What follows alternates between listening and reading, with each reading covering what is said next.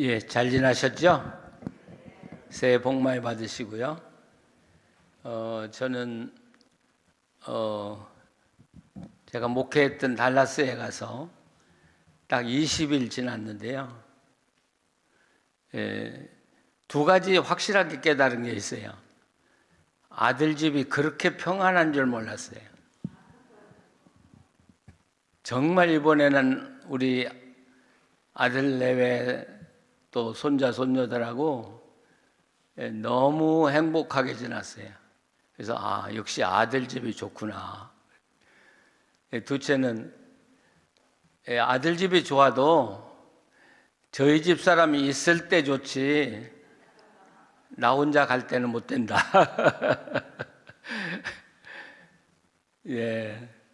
또 이번에는 나이가 들면 그래요. 나 왔으니까 만나달라고 할수록 천해 보이거든요. 그러니까 저 왔다 소리를 이번에는 안 하기로, 그래서 아무에게도 제가 먼저 전화한 적이 없고 그저 누가 알고 전화하면 만나주겠다.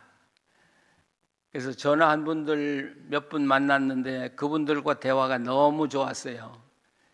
역시 만나고 싶은 사람들이 만나니까 가슴이 이렇게 통해가지고 따뜻하더라고요. 그래서 이번에 참 행복하게 잘 지나다 왔습니다. 가끔 이 금요일이 생각이 났는데 오늘 드디어 같이 하나님 말씀을 나눌 수 있게 되었습니다. 순교라는 말 우리가 많이 하죠. 순교. 순교가 왜 어려워요? 갑자기 순교 소리 나오니까 좀 엄숙해지는데, 순교가 왜 어려워요?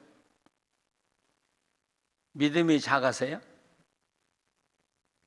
저는 믿음이 작아서 순교가 어렵다고 생각은 하지 않아요. 순교를 어려워하는 것은 순교 당할 때 당하는 그 지독히 아픈 고통, 고문 때문에 그래요. 그게 두려워서 우리가 순교를 못하는 거지, 믿음이 없어서 순교 못하는 건 아니라고 생각이 되거든요. 예. 그런데 이 히스기야 왕 때, 오늘 이제 히스기야로 넘어가는데요. 히스기야 왕 때 가장 잔인한 민족이 하나 있었는데 그 민족이 아수르라고 하는 나라예요. 아수르. 아수르의 수도가 어디냐면 니느웨거든요. 니느웨 하면 누가 생각나요? 요나가 생각나죠. 요나가. 그러니까 하나님께서는 그 잔인하고 악한 민족을 회개하게 하기 위해서 그래도 요나를 보냈다고 생각하면, 야, 하나님은 끝까지 사랑하신다는 사실이에요. 끝까지 사랑해요. 이 세상의 역사상 가장 잔인한 민족이었지만 하나님은 요나를 보내서 하나님의 복음을 전하게 하고 회개하도록 했던 사실을 우리가 기억하게 하는데요. 이 아수르 나라라고 하는 나라는 이 북쪽에 아수르 제국이 제일 먼저 생겼어요. 그리고 아수르에 이어서 바벨론이 생기죠. 메소포타미아 지역을 이렇게 보시면 아수르라는 나라는 그 메소포타미아 지역의 이란 쪽으로, 터키 쪽으로 서쪽으로 아수르 나라가 먼저 생겼고, 그 다음에 동쪽으로 바벨론이 생겨요. 그리고 그 후에 페르시아가 바벨론을 정복하고 페르시아 왕국이 되죠. 근데 이 아수르 나라는 거대한 제국이었는데 그래도 자기들의 약점이 있었어요. 그러니까 이 약점을 보완하기 위해서 약소국가들이 자기들에게 덤비지 못하도록, 또 자기들에게 떨어져 나가지 못하도록 아주 잔인한 방법을 가지고 다스렸어요. 제가 언젠가도 이야기를 했습니다마는 우리 한국에서 오늘 독한 이야기만 나오는데 가장 이조 시대의 잔인한 사형 방법이 뭐예요? 능지처참. 생각만 해도 이제 제가 나이가 드니까요, 죽는 생각을 많이 해요. 사지 말에 묶여서 찢겨진다고 할 때 그 고통이 몇 초나 갈까, 몇 분에 그런 생각을 하는데, 이 아수르 나라는 이 능지처참이 문제가 아니고요, 이 포로로 잡혀온 사람들을 껍질을 다 벗긴 거예요. 좀 오늘 첫 시간인데, 그리고 태양빛에 그 시체를 내놔, 안 죽잖아요. 그 얼마나 고통스러워. 그러니까 이 아수르 나라에 감히 거역할 마음을 품지도 못하도록 원초적으로 차단하는 거죠. 근데 이 무서운 나라와 대면해서 쓰게 된 왕이 누구냐? 히스기야예요. 히스기야가 그걸 몰라서 이 아수르 나라에 반대하고 나왔겠습니까? 자기도 잡히면 그렇게 처참하게 죽을 수밖에 없다고 하는 걸 다 알면서도 이 아수르에 대항해 나왔거든요. 도대체 히스기야는 뭘 믿고, 뭘 믿고 이 잔인한 나라와 이 아수르, 나중에 이 히스기야 통치 14년에 사네립이라고는 아수르의 왕이 군사를 대동하고 이 예루살렘을 침공하는데, 그때 동원한 군사가 몇 명이냐면 18만 5천 명이거든요. 18만 5천이라고 하면 지금도 거창한 군대인데, 그 당시에 그 군대를 가지고 내려왔다 그러면 누가 감히 그 나라에 항거하고 쓸 수 있겠어요? 근데 이 히스기야가 막아쓰거든요. 자, 히스기야는 뭘 믿고 그렇게 담대했을까? 뭘 믿고 담대했을까? 그런데 우리가 유대 역사를 이렇게, 지난번에도 제가 말씀드렸지만 유대 나라 역사를 보면 다윗 왕부터, 사울은 초대 왕이지만 역사에서는 이렇게 제하고요, 다윗, 솔로몬, 그 다음에 르호보암, 그 다음에 그 아들 아비새를, 그리고 아사라는 왕이 괜찮은 왕이 나와요. 4대째 가서 아사라는 왕이 나오거든요. 그리고 또 이제 그 요아스가 나오죠. 그 여호사밧의 중손자가 되죠. 7살 때, 아니 그 7살 때 그 다 죽일 때 그 고모가 살려줘 가지고 살아난 이 왕이 그래도 괜찮은 왕이었는데, 자기 고모부인 여호야다가 살아있는 동안에만 착한 왕이었다, 이런 표현이 되죠. 그리고 또 한 4대가 내려오다가 결국 누가 나오냐면 히스기야라는 왕이 나와요. 그리고 또 악한 왕들이 쭉 나오다가 맨 마지막에 요아스라고 하는 왕이 나와요. 이렇게 보면 참 역사라고 하는 게 참 이상하다고요. 좋은 왕 나오면 얼마나 좋아요. 그러면 그 나라가 얼마나 평화롭고 행복하겠어요. 근데 역사적으로 그렇게 나오지 않아요. 심지어 하나님을 섬긴다는 유다 왕 중에도 다윗이 나오면 4대째 가서 아사라고 하는 왕이 나오고요, 히스기야가 뚝 떨어져 나오고요, 히스기야 4대에 가서 요아스가 나오고요. 근데 유대나라 역사를 통틀어서 훌륭한 왕은, 아주 성경이 칭찬한 훌륭한 왕은 단 3사람밖에 없거든요. 저체 왕이 누구예요? 다윗이죠. 다윗은 이 역사가가 그렇게 표현하잖아요. 한 가지를 제하고는 흠이 없다. 왜? 흠이 있었어요. 그런데 역사가들은 그런 흠이 아니라고 치는 거예요. 두 번째, 유대 역사에 남는 다윗에게 버금가는 왕이 하나 나오는데, 그분이 히스기야예요. 히스기야는 다윗의 버금가요. 그러나 나중에 실수를 통해서 다윗하고는 또 차별이 되고요. 그 다음에 맨 마지막에 유대 나라 요아스라고는 왕이 이제 태어나요. 이 세 사람은 유대 역사에 잊어버려서는 안 되는 훌륭한 임금이에요. 근데 거기서 다윗 하나를 제외하고 나면, 다윗은 원체 성경이 특별하게 취급하는 인물이니까 다윗을 제거하고 나면 훌륭한 유대 역사의 왕은 딱 두 사람이죠. 누구예요? 히스기야, 하나는 맨 마지막 요아스. 예? 우시야. 예, 우시야는, 예, 아샤라라고 하는 우시야는, 예, 그 훌륭한, 그러니까 아사하고 우시야 두 왕은 훌륭한 왕이에요.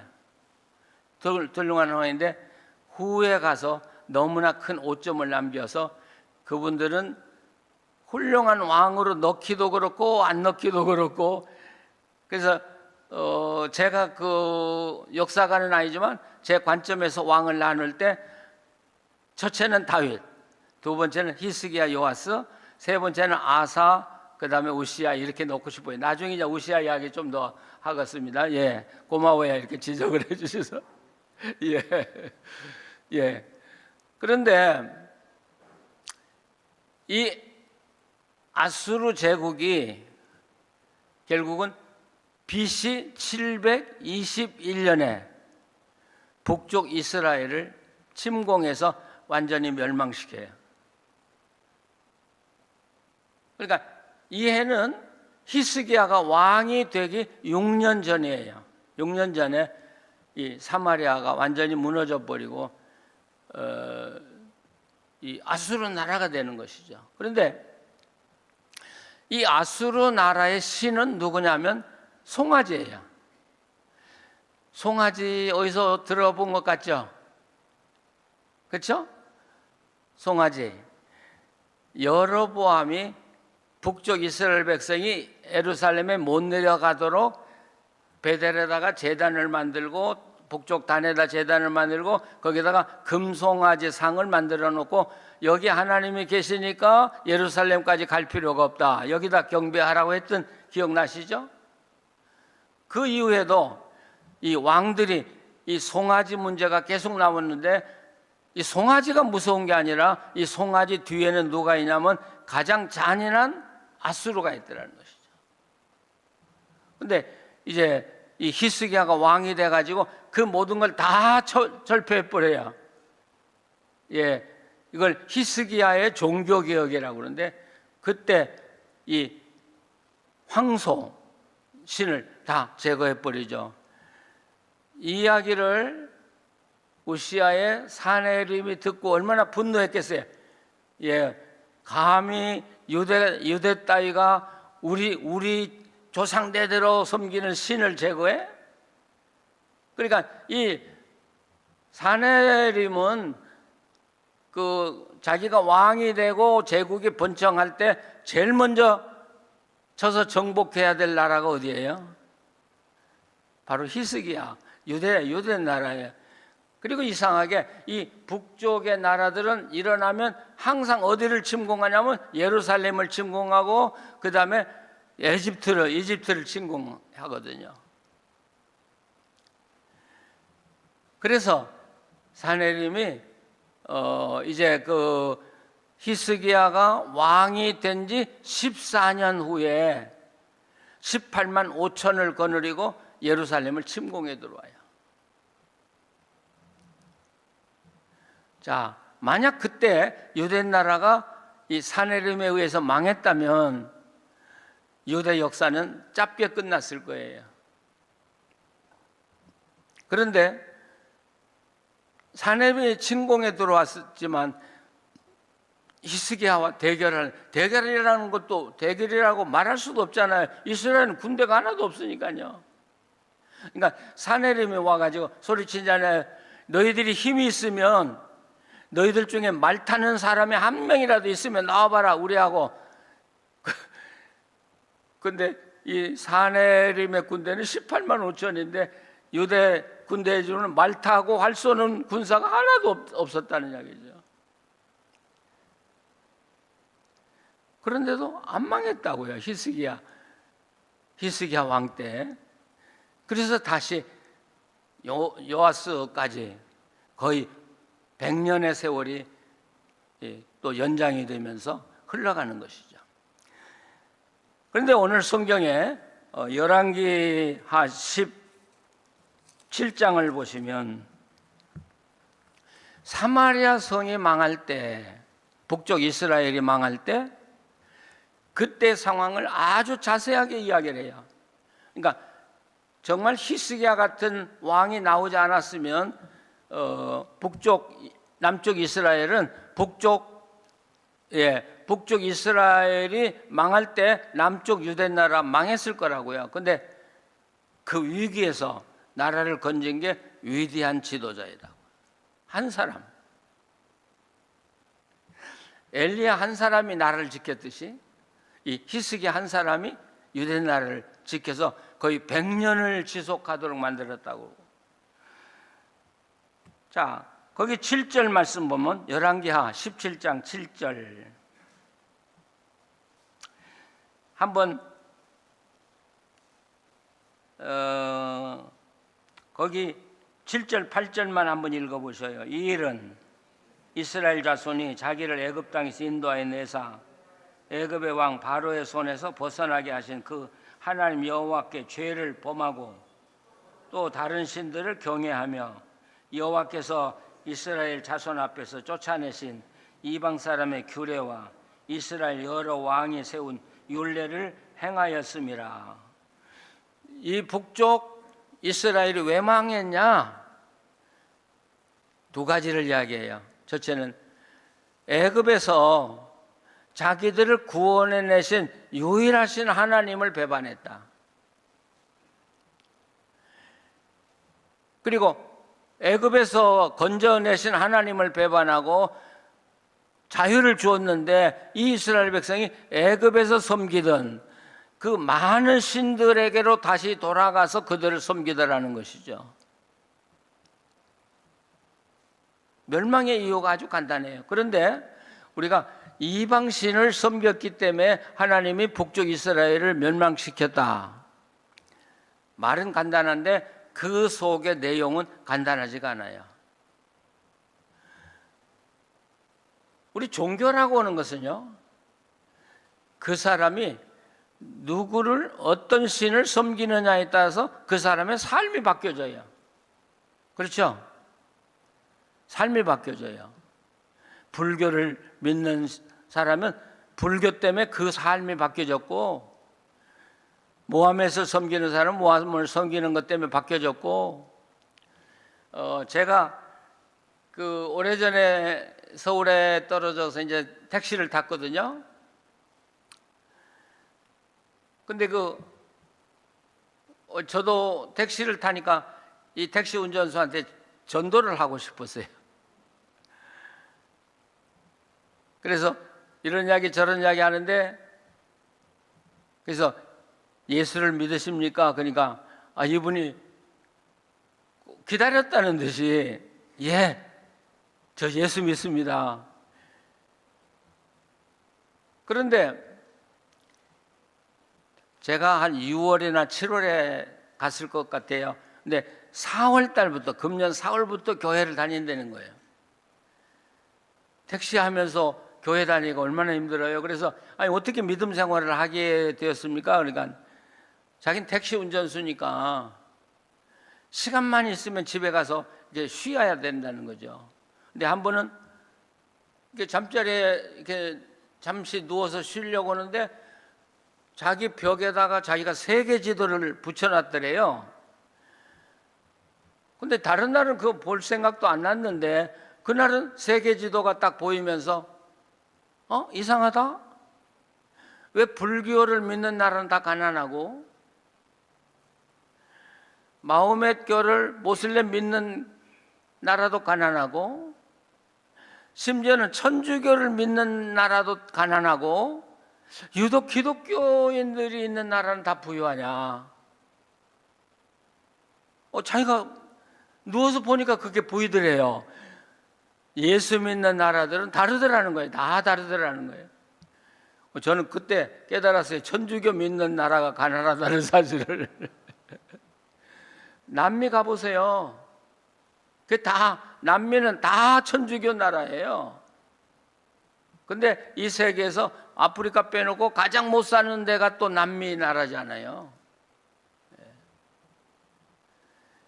천주교의 그 마리아 신을 모방해서 신을 만들어 가지고 이 멕시코만 내려가 봐도 담구석에 옛날 우리 어렸을 때 그걸 선앙당이라고 그랬나요? 예, 아침에 일어나면 지풀 이렇게 놓고 거기다 밥 놓고 반찬 몇 개 놓고 이렇게 그런 거 많이 썼거든요. 그런 게요, 남미에 가면 수없이 많아요. 근데 만나서 이야기하면 다 천주교인이에요. 그 자기가 도대체 기독교인들이 왜 예수를 믿으면 잘 살지? 나라가 부강하지? 그래서 나도 기독교를 믿어야 되겠다.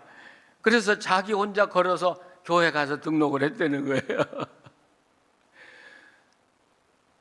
예, 우리 큰아들이 여기 ITS 신학교의 총장이잖아요. 거기 20몇 개 나라에서 지도자들이 와서 훈련받고 가는데 제가 이번에 물었어요. 모슬렘 사람들이 그렇게 신앙으로 많이 돌아온다면서. 그러니까 그 말이 맞다는 거죠.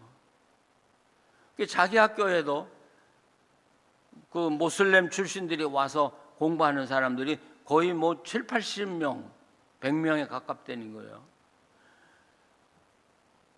그 제가 참 궁금하더라고요. 아니 모슬렘 사람들이 어떻게 예수를 믿냐? 그러니까 자기도 총장이지만 신비스러운 게 학교 입학하는 사람들하고 이렇게 면접을 해보면 이분들은 직접 예수를 믿고 예수님에게 전도받은 사람이라는 거예요. 놀랍게도. 아니 우리는 좀 태만해요. 근데 생사의 위기에 사는 사람들은 그 속에서 꿈에 예수님을 만나고 죽을 병에서 낫고 경제적 위기에서 벗어나고 그래서 다 집어치우고 그들이 신학교에 와서 신학 공부를 하고 돌아가서 한 학생이 학교와 고아원을 16개를 세우더라는 거예요. 여러분 놀라워요. 하나님은 지금도 구석구석에서 역사하시고 버려진 사람들을 부르셔서 당신의 사람으로 삼으시는 것이죠. 자, 아수르 이야기. 예. 그러니까 이 나라는 어떻게든지 예루살렘을 먹고 또 애굽을 침공해서 먹고 해야 돼요. 그런데 왜 결국은 이 아수르가 나중에 바벨론이지만 아수르가 이 아시아 메소포타미아 지역을 통해서 아시아 전역을 다 장악할 수 있냐? 물론 아수르가 힘이 있어서 그러지만 오늘 성경에 보면 하나님이 범죄한 자기 백성을 그들에게 넘겨주셨기 때문이라는 사실. 하나님의 허락 없이는 절대로 이루어지지 않는다는 거예요. 어때요? 지금 이 세계가 너무 혼란스럽지만 하나님이 주관하신다고 믿고 계십니까? 예? 오늘도 유튜브를 보니까 뭐 그건 조사를 우리가 해봐야지만 이 LA 산불이 났는데 3일 전에 이 영화 시상식에서 배우들이 하나님을 모독하고 조롱했다는 거예요. 예, 하나님은 계시지 않는다. 그런데 그 동네가 불바다가 된 거예요. 3일 후에. 저도 그런 생각을 해요. 이 산불이 많은 부자들, 많은 이 미국 사람들을 하나님에게 돌아오도록 깨우신다고 저도 믿어요. 예. 어때요? 그렇지 않아요? 하나님은 그렇게 역사하시거든요.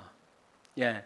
자, 그러니까 이 북쪽 이스라엘을 넘겨준 이유는 이들이 타락했기 때문에, 아까도 말한 대로 자기들을 해방시킨 하나님을 배반하고, 그리고 그들이 믿었던 종교 의식을 그대로 가져다가 섬겼기 때문에 결국 망했다. 그런데 우리가 이 성경을 보면 이 북쪽 이스라엘이나 남쪽 유대 나라는 바알신을 섬기거나 또는 그 나라의 신을 섬긴 것이 아니고 하나님도 섬겼다는 거예요.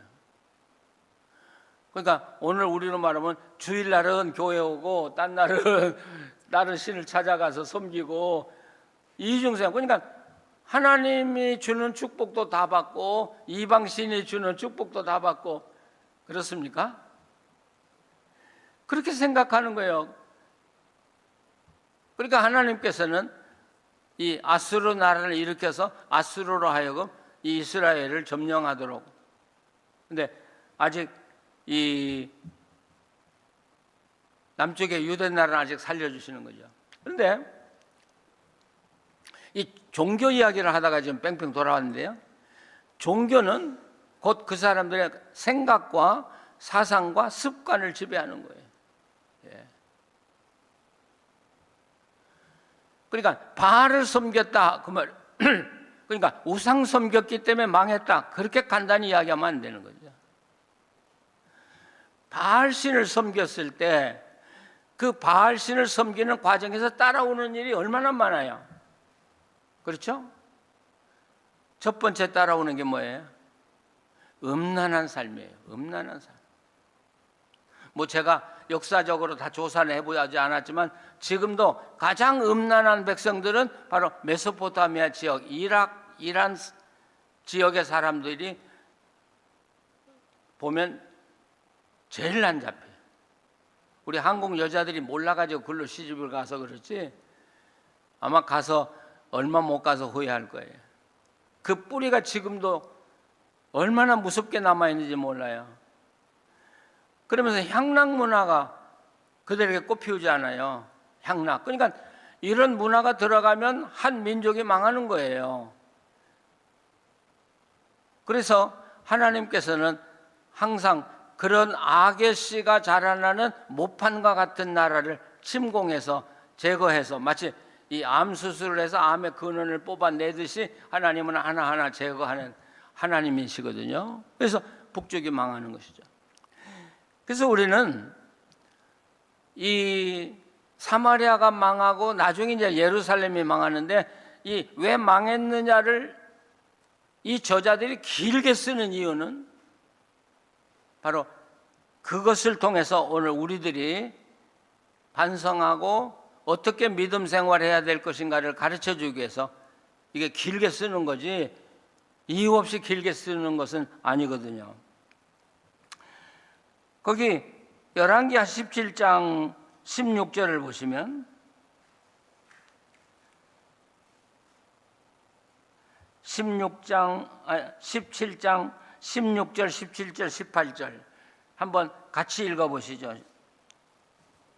그들의 하나님 여호와의 모든 명령을 버리고 자기들을 위하여 두 송아지 형상을 부어 만들고 또 아세라 목상을 만들고 하늘의 1월 성신을 경배하며 또 바알을 섬기고 또 자기 자녀를 불 가운데로 지나가게 하며 복술과 사수를 행하고 스스로 팔려 여호와 보시기에 악을 행하여 그를 경록해 하였으므로 여호와께서 이스라엘에게 심히 노하사 그들을 그 앞에서 제거하시니 오직 유다 지파 외에는 남은 자가 없으니라. 예. 여기 심지어 자녀들을 불 가운데로 지나게 하고 자녀를 바쳐서 제사하는 것까지도 이방의 종교를 받아들였다는 것이죠. 어때요? 이런 나라를 하나님께서 이 역사상에 그냥 두겠습니까? 그러니까 이 북쪽 이스라엘이 얼마나 부패하고 얼마나 썩고 얼마나 악하고 얼마나 범죄의 나라로 전락했는가를 성경, 그러니까 하나님은 이 나라를 제거하지 않을 수가 없다는 것이죠. 그래서 사마리아, 이 북쪽 사마리아를 중심으로 해서 이 사마리아인들을 포로로 다 잡아가잖아요. 아수르 땅으로 다 잡아가서 사마리아인의 마을, 그러니까 이 아수르는 가서 점령하는 나라마다 사람들을 포로로 다 잡아다가 그들의 마을을 다 만들어 놨어요. 그러니까 한번 상상을 해보세요. 이 아수르 나라는 세계 온갖 종교가 다 모여서 사는 거죠. 그러니까 이 아수르 왕은 이 고민이 참 많아요.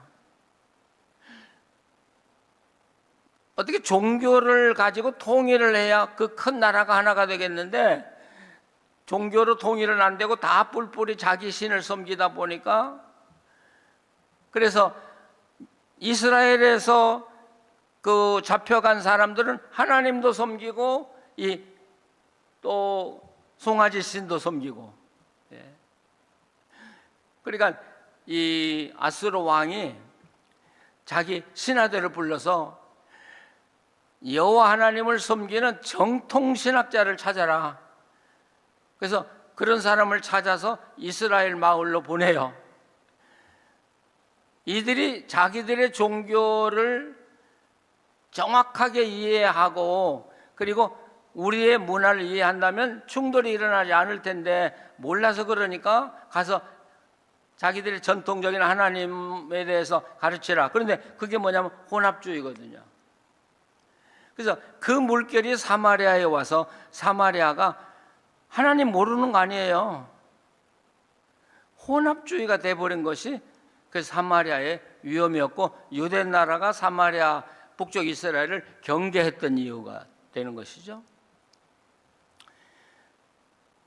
그리고 이제 이 14년 후 이 히스기야가 왕이 되고 14년 후가 돼서 결국은 다시 이 예루살렘을 침공해 들어오는 것이죠. 이 예루살렘에 침공해 들어올 때 히스기야가 그냥 하나님만 믿습니다, 믿습니다 그러고 하나님만 믿는다 그러고 그래서 이긴 거 절대 아니에요. 히스기야 한 것 중에 가장 위대한 업적이 하나 있잖아요. 히스기야 터널. 예루살렘 가보셨어요? 히스기야 터널 걸어보셨어요? 히스기야 터널. 이 히스기야 터널은 기온샘에서 그 지하 안반을 뚫어가지고 그걸로 물을 뽑아서 실로암으로 흘러오도록 하는 것이죠. 근데 이 아수르 군대가 쳐들어오면 뭐 군사가 많으니까 예루살렘을 포위하고 보통 2년 3년 지나면 물도 없죠. 먹을 것이 없어서 그냥 자기들이 항복하고 나오니까 싸움할 필요 없이, 이걸 히스기야는 알고 이 기온샘이라고는 샘을 이렇게 성 안으로 안 보이게 만든 거예요. 그러면 물은 확보되잖아요. 이 샘물은 뭐 콸콸콸 쏟아지니까. 그 가보신 분은 아시겠지만 이 기온샘 물 떨어지는 소리가 그냥 얼마나 큰지, 뭐 좀 과장한다면 폭발할 물 터지는 것 같은 큰 소리가 나거든요. 그 물이 636m 암석을, 근데 참 놀라운 거 어떻게 그 암석을 아무 기계도 없이 팠느냐는 거죠. 그리고 이쪽에서 파고 저쪽 실로암 쪽에서 팠는데 중간 지점에서 보니까 딱 맞춰진 거예요. 아니 어떻게 측량술도 없이 그런 그 히스기야 터널을 봤는지 그거 참 의심스러운. 아주 지금도 예루살렘 가면 대부분 사람들은 히스기야 터널을 좀 추워요. 춥지만 그렇게 춥지는 않고 견딜만 해요. 그래서 이게 히스기야. 또 하나는 히스기야가 무조건 나는 하나님을 믿기 때문에 아무것도 안 한다, 뭐 그렇게 하지 않았어요.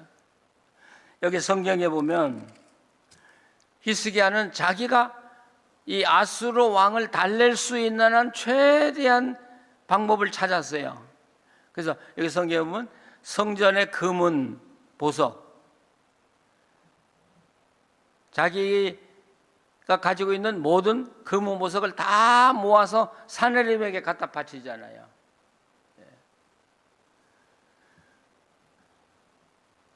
그래서 좀 면해보려고. 그런데 어떤 학자들이 이렇게 말하더라고요. 이 사내림이 곡물을 바치라고 했을 거라는 거죠. 근데 유대 나라는 바칠 곡물이 없었다는 거예요. 먹을 것이 없었다는 거예요. 그러니까 할 수 없이 성전의 금은 보석을 다 벗기고 자기 왕궁의 것을 다 벗겨서 그걸 뇌물로 바쳤어요. 그러나 사내림이 그것 받고 돌아가지 않았어요. 다시 예루살렘을 향해서 더 공격하기 시작한 것이죠. 자, 이제 막다른 골목이에요. 히스기야 도망갈 길이 없어요. 의지할 것도 한 곳도 없어요. 이 아수르가 이집트도 차단하고 있는데 유대 나라 그 조그마한 나라가 어떻게 그 강대국 앞에 살아남을 수 있겠습니까? 자, 여기서부터 이 히스기야는 누구하고의 싸움이 시작이 돼요? 누구하고 싸움이? 하나님과 싸움이라고 하면 좀 이상하지만 저는 분명히 이야기하고 싶어요. 우리가 위기 상황을 만나잖아요. 위기 상황. 살다 보면 건강의 상황도 있고 재정적인 상황도 있고 뭐 많은. 제가 아들 집에 쉬면서 가만히 누워서 오늘 본문 말씀을 묵상을 하는데 우리는 사실은 위기 속에 살고 있구나. 평안하다 평안하다 그런데 우리 절대 평안하지 않아요. 우리의 모든 삶은 다 위기예요. 차 타고 여기 오셨죠? 평안하게 오셨습니까? 평안하게 오셨으니까 이 자리에 앉아 계시지만 그것도 위기야. 예, 젊었을 때는 싱싱 달리는데 요즘에 나는 안전하게 가지만 제 행동이 느리니까 누가 받으면 나는 당하는 거 아니에요. 그래서 늘 위기의식이 생겨. 그래서 노인들이 자꾸 움츠려들더라고요. 위기를 이기는 길은 내가 당면하고 있는 위기와 싸움에서 이길 수 있는 게 아니고 이 위기를 이길 수 있는 건 이 역사를 주관하시고 이 위기를 다스리시는 하나님과 싸움하는 거예요. 하나님과 싸움할 때 하나님이 이기시는 것이고 그것이 내가 이기는 것이지 내가 잘나서 이 위기를 극복할 수 있는 건 절대 아니라는 사실이에요. 그래서 우리는 어떤 상황에도 우리가 담대할 수 있어요. 왜? 하나님이 계시니까. 믿으십니까? 그렇게 담대한 거예요, 우리가요. 히스기야는 최종적으로 뭘 선택해요? 하나님을 선택하고 아수르와 싸움하기를 결심을 해요. 제비가 안 돼. 유대 나라가 어떻게 아수르하고 전쟁을 합니까? 근데 이 히스기야는 하나님을 붙들거든요. 근데 우리가요, 하나님을 붙들고 산다는 게 어떻게 보면 참 우스꽝스러운 일이야. 하나님 보여요? 지금 내가 당하는 위기는 눈에 다 보여요. 지금 내게 직면해 있어요. 내가 이걸 피하면 살고 피하지 않으면 죽는 그런 위기 순간이 순간순간 우리에게 다가와요. 근데 하나님은 안 보이시잖아요. 하나님 만져볼 수도 없잖아요. 세상 사람들이 볼 때 저 예수 믿는 저 사람들 참 미친 사람들이야. 보이지도 않고요, 말도 할 수 없고요, 만져볼 수도 없는 하나님이 자기들을 구원해 준대. 어때요? 야, 이게 신앙이더라고요. 저 사람들은 손에 분명히 뭔가 가지고 있어야 하는데 우리는 아무것도 없어요. 보이지 않는 하나님이에요. 근데 그 하나님이 나하고 함께 계시고 그분이 나를 도울 거라고 우리는 믿고 있어요. 세상 사람 볼 때 우리가 얼마나 허망한 어리석은 인간이 되냐 말이죠. 그래서 우리 신앙은 어떻게 보면 위기신앙이야. 위기신학이라고 하는 게 있잖아요. 하나님이 그 시간 개입하지 않으면 난 죽어요. 그러니까 하나님을 믿는 신앙은 작든 크든지 간에 위기 속에서 하나님을 믿고 있거든요. 그래서 성경에 간혹 죽으면 죽으리라는 말, 그게 우리 신앙이더라고요. 믿으십니까? 평안하게 살아가는 게 신앙 아니야.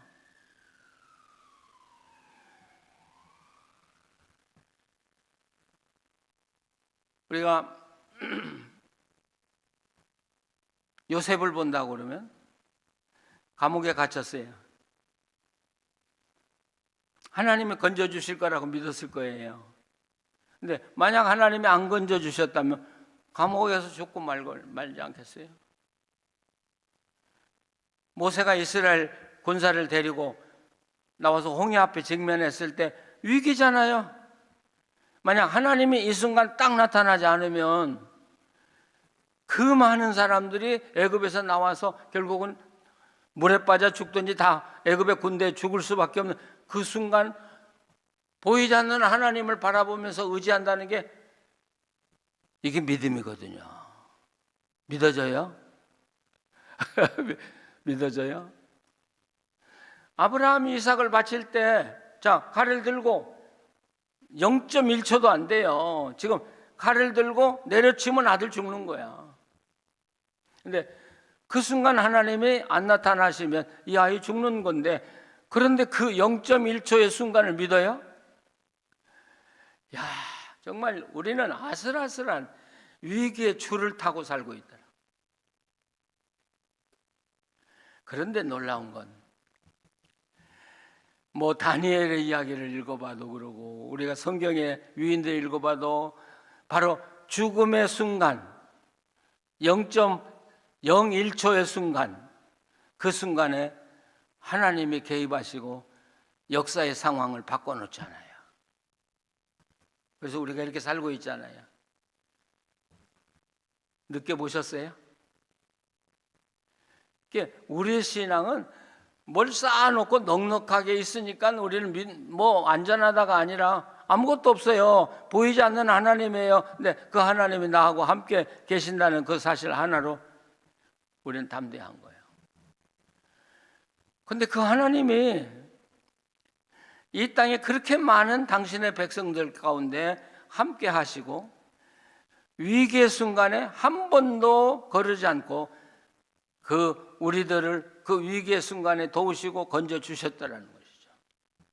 그렇죠? 그게 신앙이에요. 우리 신앙.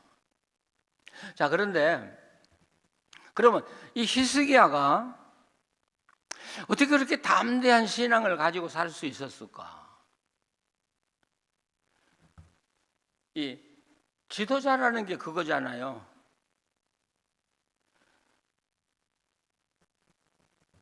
목회를 하다 보니까 교인들은 편히 잠자요. 근데 목사는 밤 꼬박 세울 때가 많아요. 겁이 나서. 목회가 절대 쉬운 거 아니에요. 전 은퇴하고 나니까 정말 하늘을 나를 것 같더라고요. 아니, 돈 없는 것만 빼놓고는. 야, 그렇게 좋을 수가 없어. 그래서 제가 이제 그 장신대에서 강의를 할 때 영락교회 담임 목사가 이철신 목사였거든요. 그분이 이제 설교를 하러 장신대에 왔어요. 저를 만나니까 목사님, 은퇴하니까 뭐가 좋아요? 그러는 거예요, 저보고. 그래서 제가 뭐 지체 없이 순간적으로 너무 좋아. 당신도 빨리 은퇴해봐. 근데 그 부목사들이 막 여럿이 쫙 뭐라고 깡패들 그렇게 말하고 있어요. 서 있는 데서 제가 당신도 빨리 해봐. 그러니까 막 보디가드 같은 부목사들이 막 얼어버려서 감히 우리 목사님한테 은퇴를 하라고 하는. 근데 진심이야. 야, 그렇게 좋을 수가 없어요. 예, 그렇게 좋을 수가 없어요. 자, 히스기야가 그런 위기 속에서 하나님을 선택하고 나는 어떤 위기 속에서도 내가 죽으면 죽으리라는 결단을 가지고 하나님을 믿는 믿음은 어디서 나왔냐는 것이죠. 우리가 잊어버리고 있는 거 하나 있는데요. 그런 신앙의 위인 옆에는 반드시 하나님의 사람들이 있었다는 사실이에요. 아셔요? 다윗에게 누가 있어요?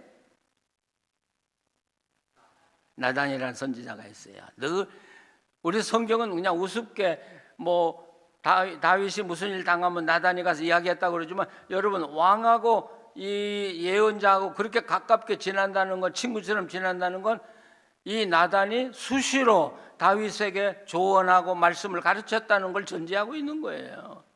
그런 관계도 없는데 불쑥 나타나서 왕에게 이야기를 합니까? 아하스도 7살에 그 죽음에서 건졌고 자기 고모부인 여호야다에 의해서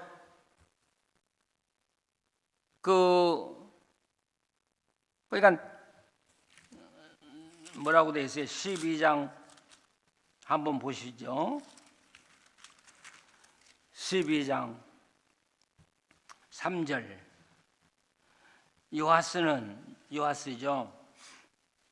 제사장 여호야다가 그를 교훈하는 날 동안에는 여호와 보시기에 정직히 행하였다. 여호야다가 그를 교훈하는 동안에, 이 교훈이라고 하는 이 동사가요, 야릇한 동사더라고요. 찾아보니까.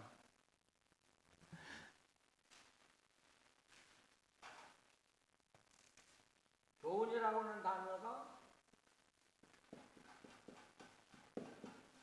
뭘 알고 있다는 뜻도 되고, 뭘 보다는 뜻도 되고, 가르친다고는 이 모든 것을 다 아우르는 단어가 이 교훈이라고 하는 단어예요. 그러니까 여호야다라고는 이 제사장은 하나님을 분명히 알았고, 하나님을 보면서 살았고, 하나님을 경험해봤고, 그리고 자기가 그래서 이걸 합해서 뭐라고 하냐면 이것을 안다고 이야기해요.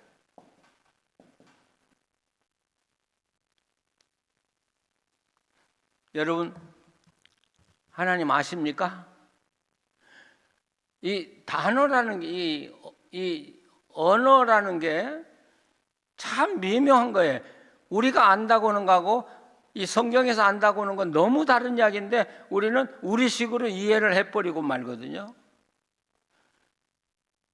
성경에서 안다고 하는 이야기는 성경을 깊이 안다는 이야기예요. 첫째는. 두 번째는 살아보면서 하나님을 눈으로 보듯이 경험해 보는 걸 이야기해요. 그리고 내가 알고 내가 살아보고 내가 경험한 하나님을 합해서 내가 안다, 이렇게 이야기해요.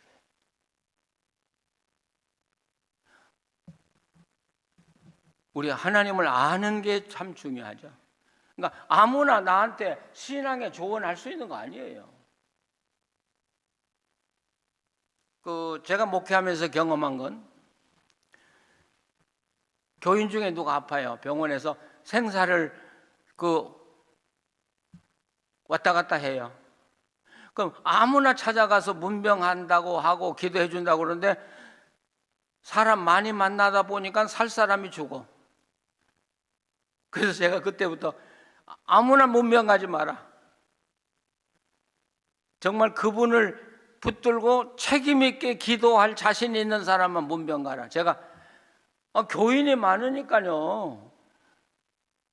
자기 몸도 가누지 못한 사람이 한 30-40명 문병 맞고 나니까 기운 쏙 빠져서 그 다음날 돌아가시더라고. 사는데 많은 사람이 필요한 거 아니에요. 우리한테 조언한다고 쓸데없는 소리들 많이 해요. 그래서 저는 그때부터 제가 문병 가면 환자나 어려움을 당한 사람에게 전 긴 말 하지 않아요. 지금은요. 그냥 무조건 손잡고 기도합시다. 예. 왜요? 제가 당해봤으니까. 그게 얼마나 어려운 일인가를.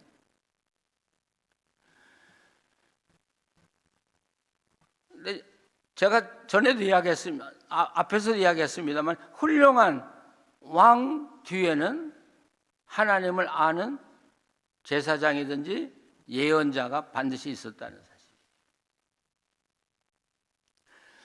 자, 이런 면에서 우리 목회자의 책임도 중요하고 우리 교인의 책임도 중요하고요. 예. 내가 이렇게 사는 건 당신 때문이야. 그런 이야기 들어보셨어요?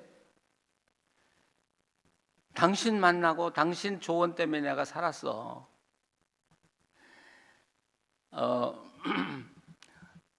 제가요, 어때요?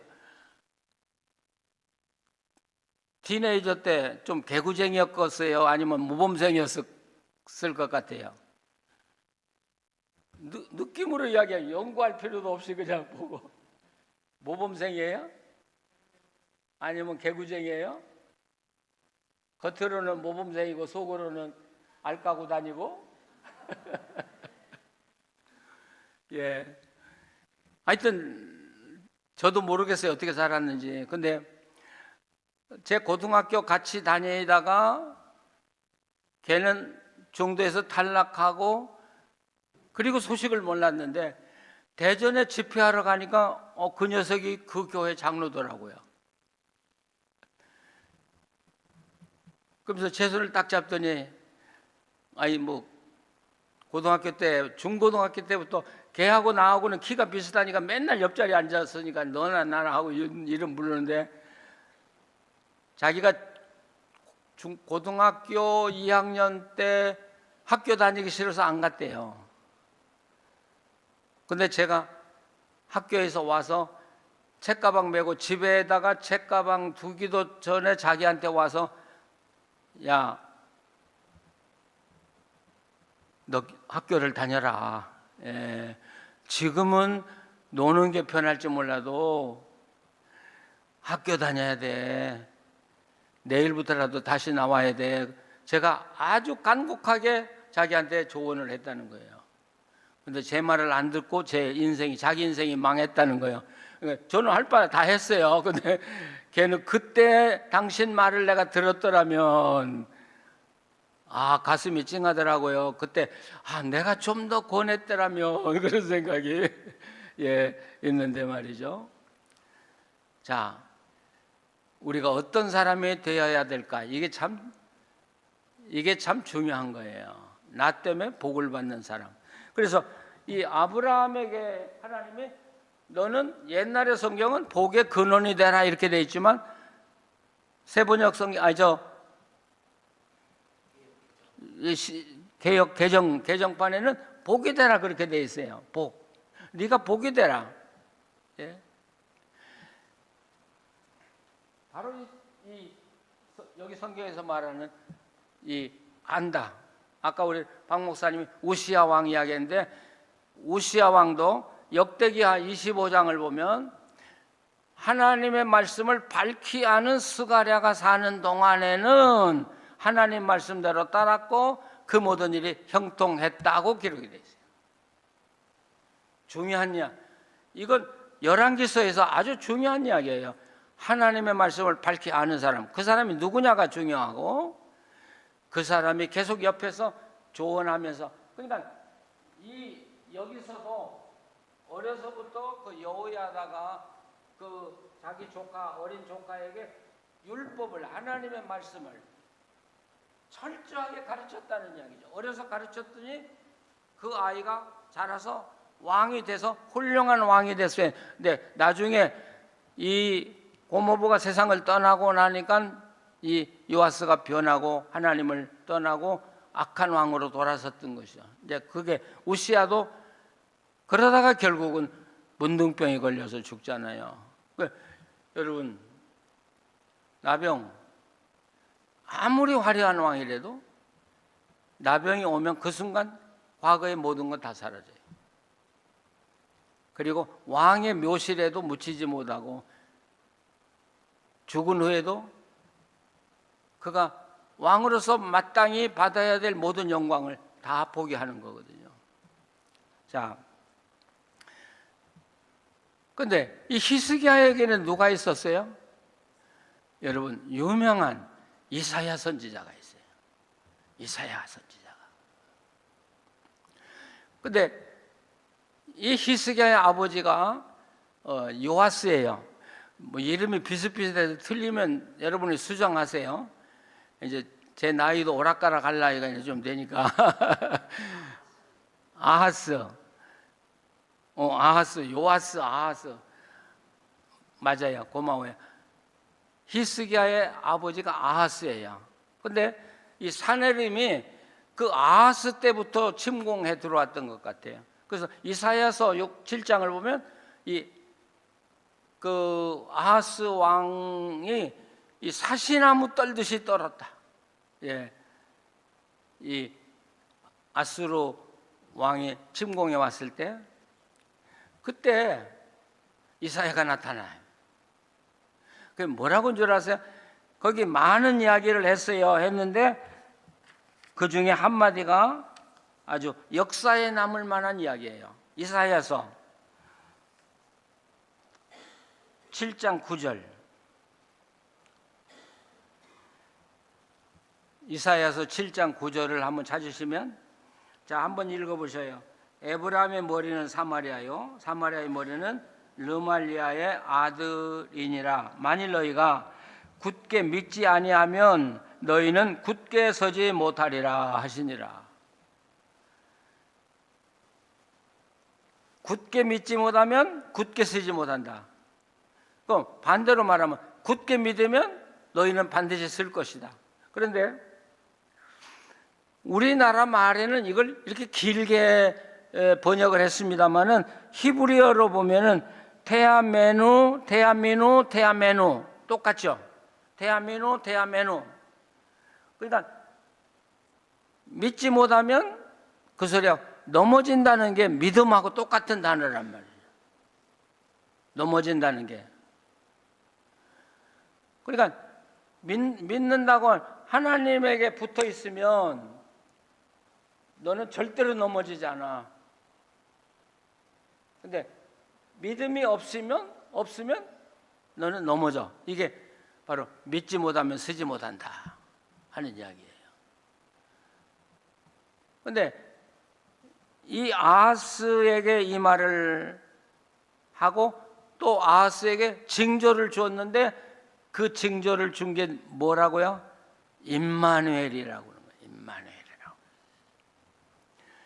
근데 우리가 여기서 하나 상상할 수 있는 건 아버지 아하스가 바로 이 실로암 목가에 갔을 때 어린 히스기야를 데리고 갔을 것으로 봐요.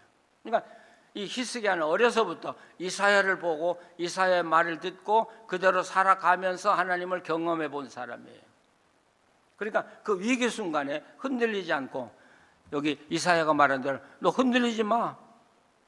흔들리지 않으려면 믿음을 굳게 가져. 예, 분명하게 굳게 믿음에 서 있으면 너는 절대 넘어지지 않아. 이 이야기를 이사야를 통해서 히스기야는 마음에 새겼던 거죠. 그래서 그 위기가 왔을 때 이 히스기야는 누구에게 편지를 쓰냐면 이사야에게 편지를 써요. 다시 열왕기하로 다시 돌아가요.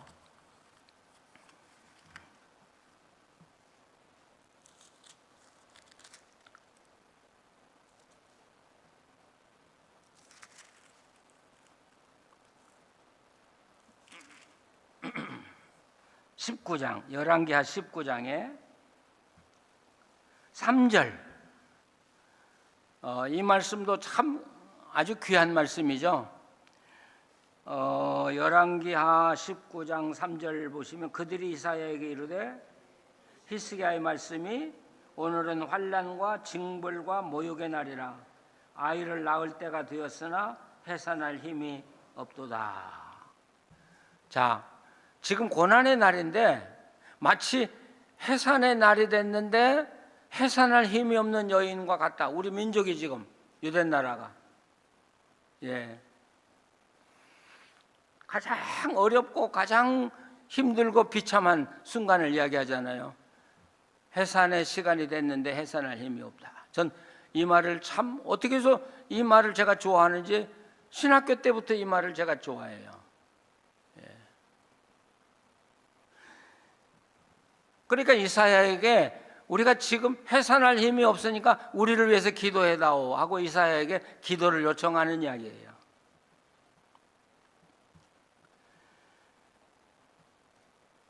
그러면서 이 이사야에게 이 히스기야 왕이 하는 말이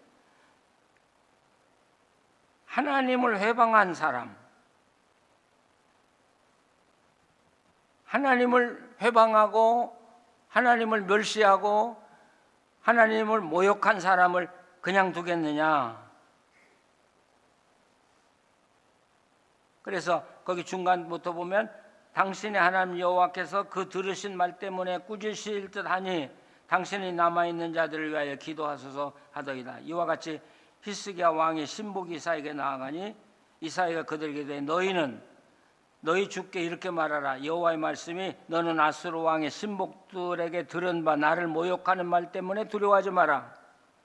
내가 한 영을 그 속에 두어 그로 소문을 듣고 그의 본국으로 돌아가게 하고 또 그의 본국에서 그에게 칼에 죽게 하리라 하셨느니라. 자, 전쟁은 하나님께 속한 것이다. 18만 5천을 끌고 왔지만 전쟁하지 않았어요. 갑자기 하나님이 개입하시니까 이 나라에 반역이 일어났다고 해서 그 사내림은 고향으로 돌아가고 그리고 18만 5천은 하나님의 손에 일시에 죽어요. 그리고 사내림은 자기 본국에 돌아가서 결국 부하들에게 살해를 당하고 죽고 말해요. 전쟁은 끝났어요. 요한계시록에서도 우리가 계속 보고 있습니다마는 아마겟돈 전쟁도 없다고 그랬어요. 아마 그 요한계시록에서도 이 사탄이 하나님과 대적하기 위해서 수십만 명의 군대를 모았다는 이야기가 두세 번 나와요. 근데 전쟁은 한 번도 일어나지 않아요. 하나님이 개입하시니까 한순간에 그 모든 적군이 다 무너졌다. 없어졌다. 자, 눈에 보이지 않는 하나님. 내 위기의 순간에 나를 도우시지 못할지 알지 못하는 그런 위기 상황의 하나님. 그런데 그 하나님은 당신이 사랑하는 사람들의 기도에 반드시 응답하시고 반드시 건져주신다는 사실이죠. 믿으십니까? 그 하나님이 이사야의 하나님이고 히스기야의 하나님이고 오늘 우리의 하나님. 우리에게 부족한 게 뭐예요? 믿음이 부족한 게 아니라 하나님을 죽으면 죽으리라고 하는 순간까지 하나님을 의지하지 못하는 게 문제라고요. 그래서 이 피스티스라고는 믿음이라는 헬라어는 신뢰라는 말과 동의어. 그러니까 정말 당신이 믿음이 있으면 죽을 때까지 죽음이 온다고 할지라도 신뢰하라는 거예요, 하나님. 당신이 죽는 것이 하나님의 뜻이라면 죽으라는 거예요. 예, 그게 성경이에요. 그렇게 하나님 의지해봐라. 하나님은 절대로 너를 버리지 않을 것이다. 자, 우리는 선지자가 있고요. 하나님을 경험한. 근데 이렇게 보시면 구약에 가짜 선지자는 얼마나 많아요. 가짜 선지자는 얼마나 많아요. 근데 진짜 선지자들은 손을 꼽을 정도밖에 안 되거든요.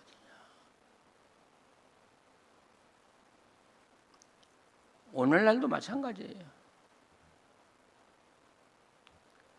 교회가 왜 이렇게 되고 나라가 왜 이렇게 되냐? 가짜 선지자들 때문에 그래.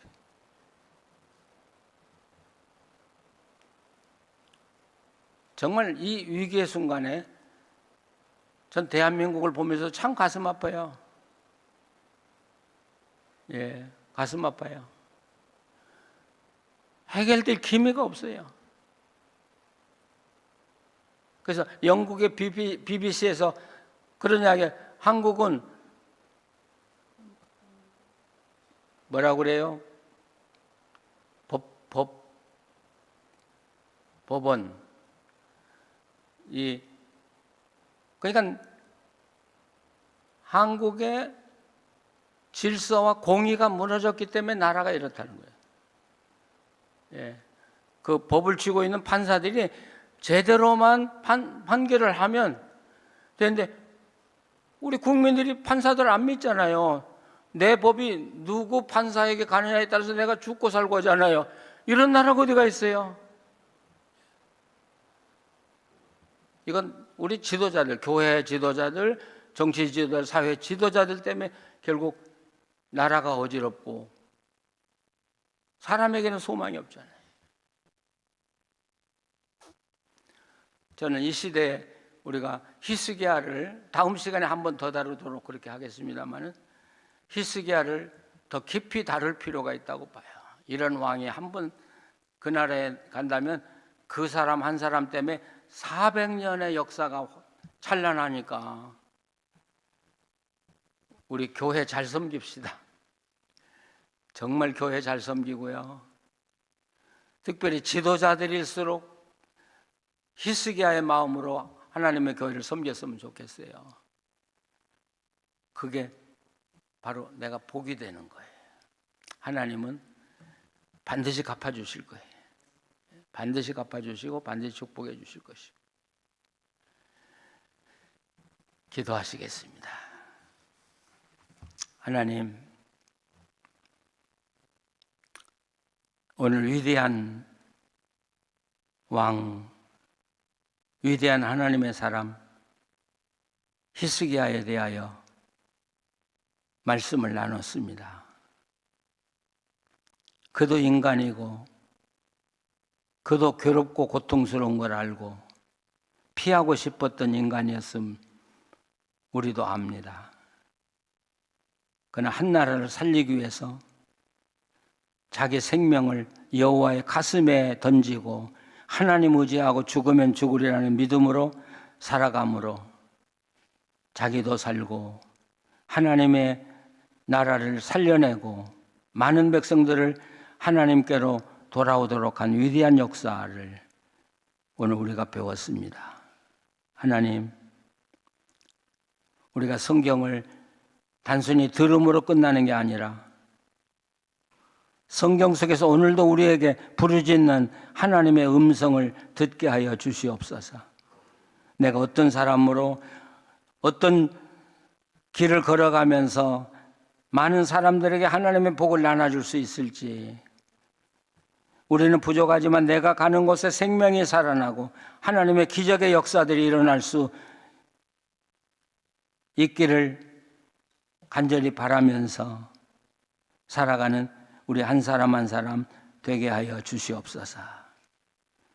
오늘 이 자리에 나와 말씀 듣고 기도하고 돌아가는 사랑하는 성도 한 분 한 분, 우리가 위기 속에 살지만 하나님은 눈에 보이지 않지만 우리 곁에 항상 함께 계시고 우리의 고통도 보시고 우리의 아픔도 보시고 또 우리가 어떻게 살아가야 할 것까지를 아시고 인도하시는 하나님이심을 믿고 하나님 붙들고 승리하며 살게 하여 주시옵소서.